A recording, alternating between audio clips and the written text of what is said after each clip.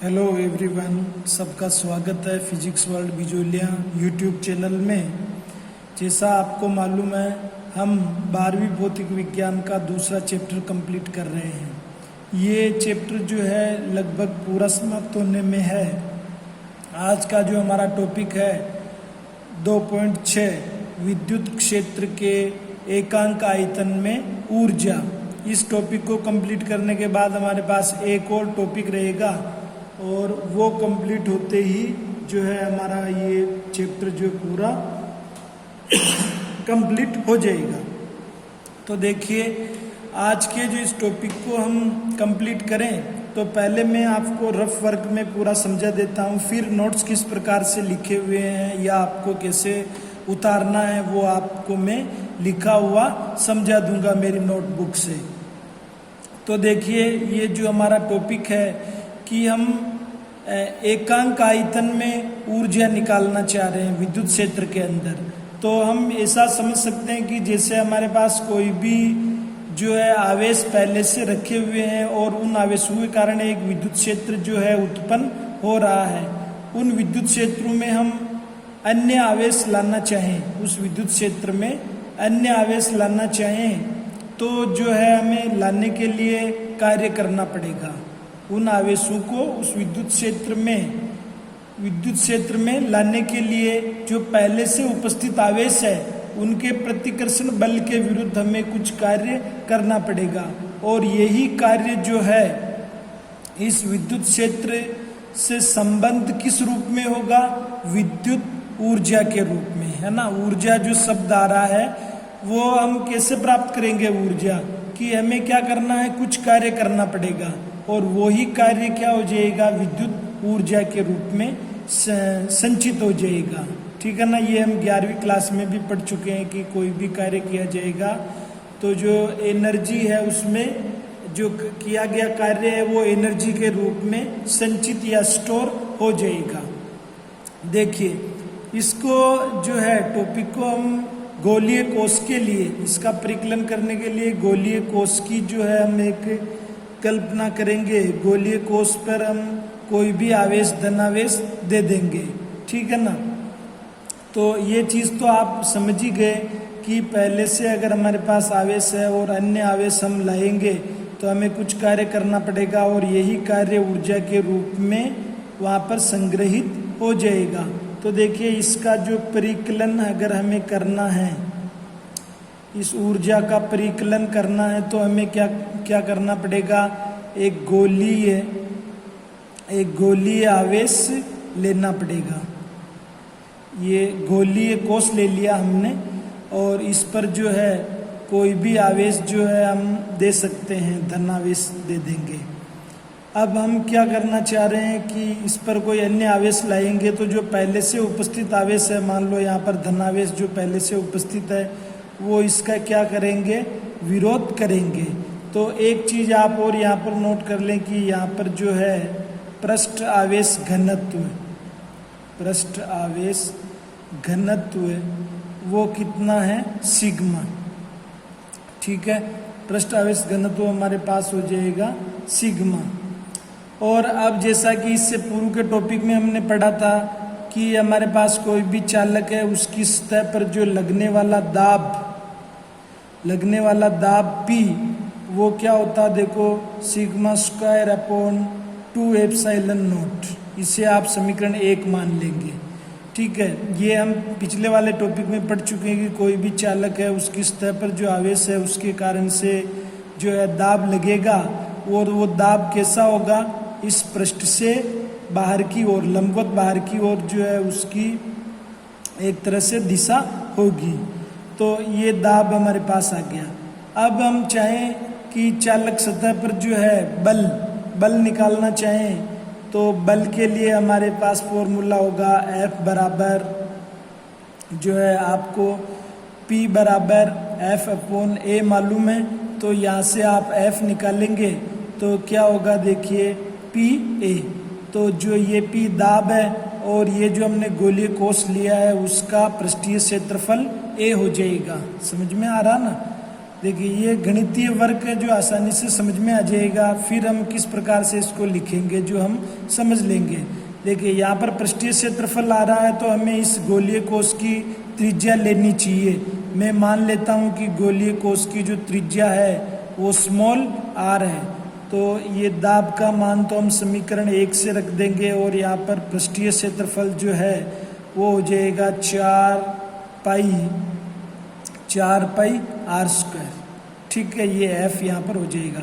अब आप बता सकते हैं कि ये जो f बल है वो चालक सतह से किस डायरेक्शन में होगा, तो सिंपल सी बात है कि जो इसका चालक पृष्ठ है उसके लंबवत, समझ में आ रहा ना, पृष्ठ के लंबवत।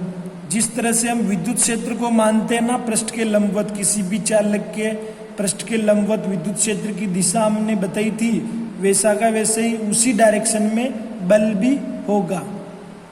तो लंबवत बाहर की ओर ये इस प्रकार से बल की दिशा हो जाएगी। अब देखिए कि हम क्या करें, कार्य करेंगे। ये पहले से जो आवेश विद्यमान है, इन आवेशों के आयतन को हम बढ़ाना चाहेंगे।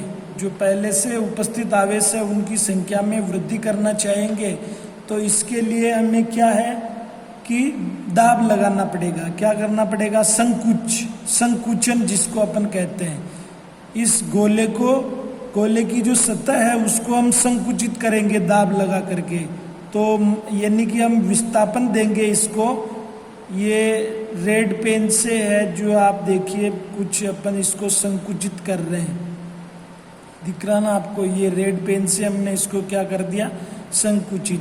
और ये जो हमारे पास क्षेत्रफल है या मोटाई, जो आप देखेंगे कि हमने इसको कितना संकुचित किया है या कितना जो विस्थापन आया है, वो इस जगह इतना सा विस्थापन, अल्प विस्थापन dr, क्या लिखा जाएगा, अल्प विस्थापन dr। तो देखिए संकुचित करने में जो किया गया कार्य है उस कार्य को हम W से लिखते हैं, लेकिन यहाँ पर क्योंकि जो है संकुचन बिल्कुल अल्प हुआ है, अल्प दूरी के लिए, दूरी dr के लिए, तो किया गया कार्य भी क्या होगा, dW, छोटा सा ही होगा। तो देखिए कार्य का क्या होता है सूत्र, कार्य बराबर बल गुणा विस्थापन। तो बल तो ये रहा हमारे पास F, डॉट प्रोडक्ट होगा यहाँ पर अदिश गुणनफल, और यहाँ पर आप dx लिखते थे, लेकिन दूरी हमने यहाँ पर r ली, dr ली है, छोटी सी दूरी या अल्पांश दूरी, तो यहाँ पर हम dr लिखेंगे। अब आपके पास f का मान तो समीकरण 2 से है, यहाँ लिख देंगे आप ऐसे, और dr जो है गुणा में आ रहा है, ये dr। अब देखिए जैसा आपको ये भी मालूम है कि गोलीय कोश के बाहर जो विद्युत क्षेत्र है उसका मान ये होता है, और गोलीय कोश के अंदर जो है विद्युत क्षेत्र का मान बिल्कुल 0 होता है। तो यहाँ पर जो है देखिए आपकी अगर आप जो ये रेड पेन से संकुचन के बाद में जो हम गोलीय कोश की बात करें, संकुचन के बाद जो प्राप्त गोलीय कोश है उसकी अगर हम बात करें तो उसकी त्रिज्या आपको क्या मिलेगी, देखिए यहाँ तक ही रहेगी। और इसको हम किससे लिख पाएंगे, पूरी r है, तो अब हमारे पास कितनी बच गई, r में से dr घटा लो, r में से माइनस dr।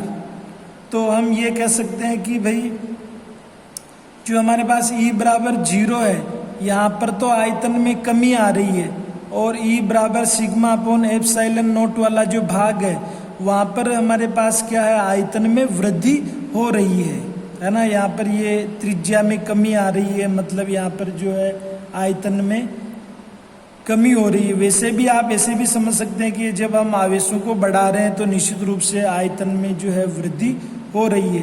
अब ये आयतन में वृद्धि कितनी हो रही है, आयतन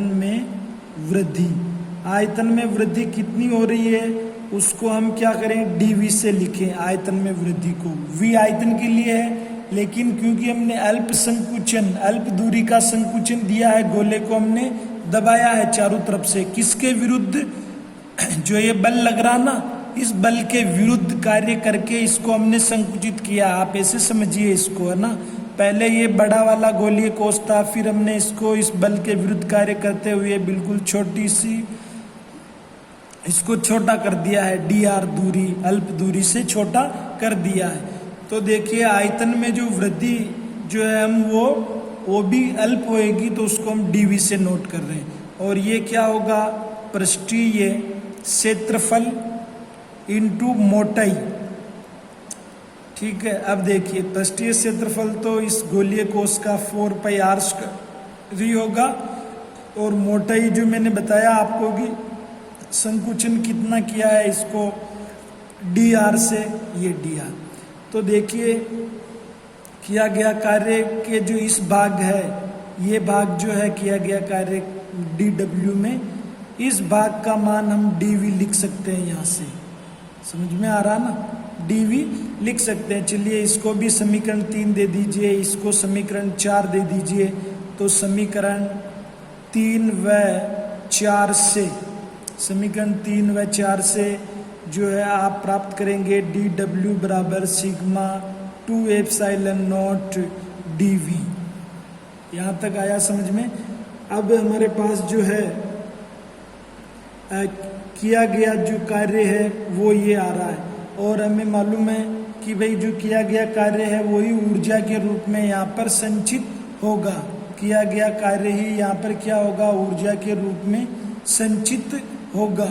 तो अब हम क्या करें कि पूरे पृष्ठ के लिए अगर हम कार्य निकाल लें, पूरे पृष्ठ के लिए, गोलीय पृष्ठ के लिए, पूरे पृष्ठ के लिए किया गया कार्य जो होगा वही हमारे पास जो है विद्युत ऊर्जा, संचित ऊर्जा के रूप में, किया गया कार्य वही संचित ऊर्जा के रूप में होगा। यानी कि W जो है वो अगर dW का हम समाकलन कर दें तो पूरे पृष्ठ के लिए किया गया कार्य आ जाएगा। और यहाँ से आप देखिए समाकलन का चिन्ह है sigma square 2 epsilon not dV, आएगा नहीं आएगा। और यहाँ पर जो है किया गया कार्य किसके बराबर हो रहा है, विद्युत क्षेत्र से संबद्ध ऊर्जा के रूप में। तो ये ऊर्जा के रूप में आप ऐसे लिख सकते हैं, dV ऊर्जा का मात्रक जो है जूल। ये समीकरण 5 हो गई। फिर एक जो है हमारे पास ये यहाँ पर लिखा हुआ विद्युत क्षेत्र में और पृष्ठ आवेश घनत्व के बीच का जो संबंध है E बराबर सिग्मा अपॉन एप्सिलॉन नॉट। तो समीकरण 5 में भी आप देखिए यहाँ पर सिग्मा लिखा हुआ, सिग्मा स्क्वायर। तो सिग्मा की वैल्यू आप यहाँ से लिख सकते हैं, E बराबर सिग्मा एप्सिलॉन नॉट है, यहाँ से सिग्मा निकालेंगे तो E एप्सिलॉन नॉट। तो जस्ट इसमें आप मान भर दीजिए सिग्मा का, तो E स्क्वायर एप्सिलॉन नॉट का स्क्वायर 2 एप्सिलॉन नॉट dV। तो एप्सिलॉन नॉट से एक एप्सिलॉन नॉट यहाँ पे कैंसिल हो जाएगा, ये समाकलन का चिन्ह चल रहा है। तो आपको जो है ऊर्जा जो है 1/2 समाकलन एप्सिलॉन नॉट या E स्क्वायर को आप पहले भी लिख सकते हैं, ये जो है आपको मिल जाएगी, है ना। ये आपके पास आई है कि जो उस गोलीय कोष के लिए जो हम आयतन बढ़ाना चाह रहे हैं, तो उसमें जो किया गया हमारा कार्य होगा वो ऊर्जा के रूप में वहाँ पर संचित हो जाएगा। अब जैसा कि एकांक आयतन की बात हो रही है, एकांक आयतन की बात हो रही है, तो देखिए क्या करें कि जो आपके पास में ऊर्जा आई है उसमें आयतन का भाग दे दो, वो एकांक आयतन हो जाएगी। तो हमारे पास जो किया गया कार्य है वही हमारी ऊर्जा है, किया गया कार्य। और इसमें किसका भाग देना चाह रहे हैं अपन, आयतन का। तो ये जब कार्य अल्प है तो आयतन भी अल्प लेना पड़ेगा। तो देखिए यहाँ से इस वाले समीकरण से, ये जो ये वाली राइट के मार्क से है, इस वाले समीकरण से देखिए जैसे ही आप भाग देंगे dV में dV का, तो dV से dV कैंसिल हो जाएगी और हमारे पास जो एकांक आयतन के लिए ऊर्जा जो मिलेगी वो मिलेगी सिग्मा स्क्वायर 2 एप्सिलॉन नॉट। तो ये जो कैलकुलेशन मैंने आपको समझाई, काफ़ी छोटा सा टॉपिक है ये। अगर आप जो है इसको मैथमेटिकली इस प्रकार से अगर सॉल्व करना सीख गए तो इससे संबंधित जो कि भाई लैंग्वेज आपको लिखनी पड़ती है वो भी आप इसके आधार पर लिख सकते हैं। देखिए ये तो आपको समझ में आ गया होगा। अब मैं आपको जो लैंग्वेज क्या लिखनी है वो बता देता हूँ, ठीक है।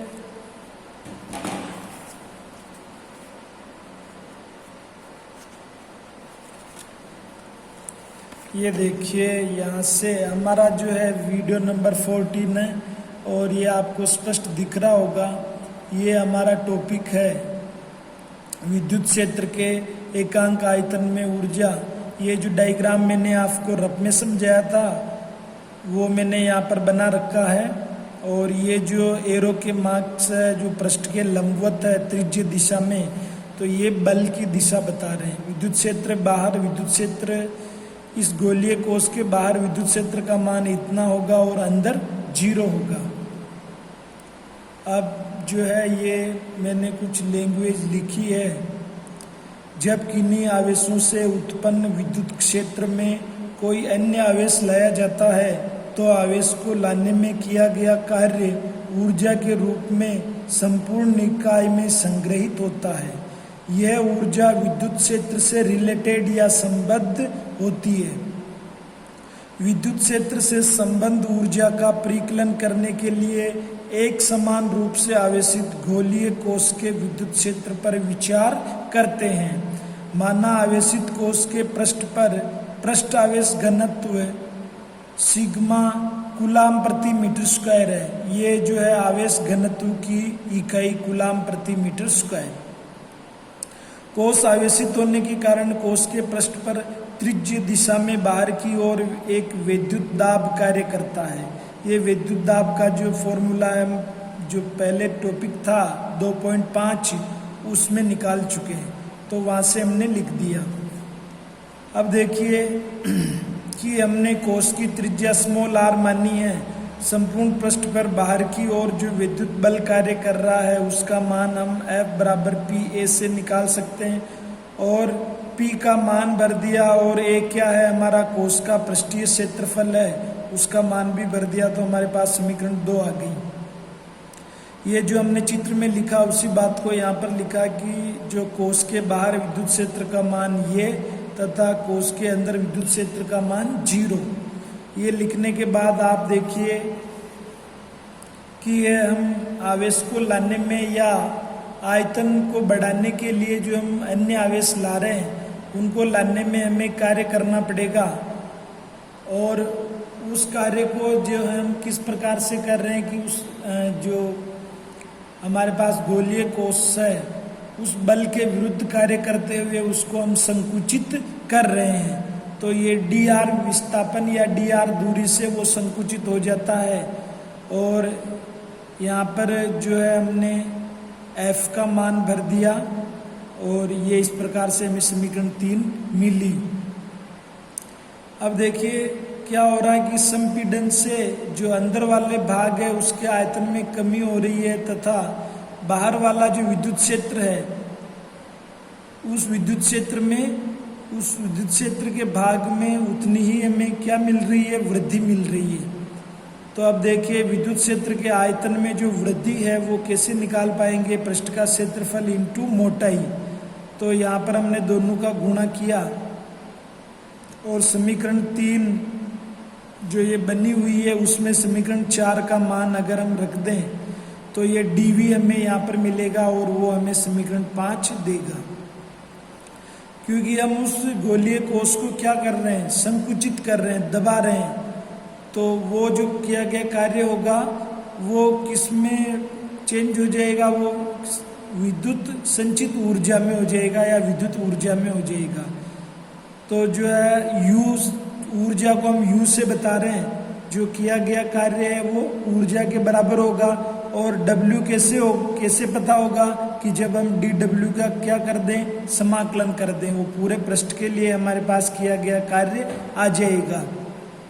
तो ये समाकलन का चिन्ह है। अब यहाँ पर सिग्मा का जो है हम वैल्यू अगर देखें तो E एप्सिलॉन नॉट होता है, उसको यहाँ पर रखा सोल्व करने के बाद आपको समीकरण 7 मिल जाती है। अब जब आप इकाई आयतन की बात करेंगे, इकाई आयतन या ऊर्जा घनत्व की जब हम बात करेंगे तो क्या करना है, हमें उसमें आयतन का भाग देना है। तो आयतन का भाग देंगे तो dv से dv कैंसिल हो जाएगा और समीकरण 8 के रूप में हमें ऊर्जा घनत्व या इकाई आयतन में संचित ऊर्जा मिल जाएगी। इसी समीकरण 8 को हम समीकरण 9 के रूप में कैसे ला पाएंगे कि जब सिग्मा का मान जो है E एप्सिलॉन नोट भर देंगे, तो फिर आप क्या करेंगे कि एप्सिलॉन नोट से एप्सिलॉन नोट को कैंसिल कर देंगे और एक एप्सिलॉन नोट ऊपर बच जाएगा। तो ये एक छोटा सा टॉपिक है, निश्चित ही आपको समझ में आया होगा। इसको आप वीडियो को अच्छे से देखें और फिर नोट्स बुक में इसको उतार लें। वीडियो देखने के लिए धन्यवाद। कल जो है हम इस पार्ट का बिल्कुल लास्ट टॉपिक कंप्लीट कर लेंगे और जो है हमारी कोशिश रहेगी कि हम तीसरा चैप्टर भी अति शीघ्र प्रारंभ करें।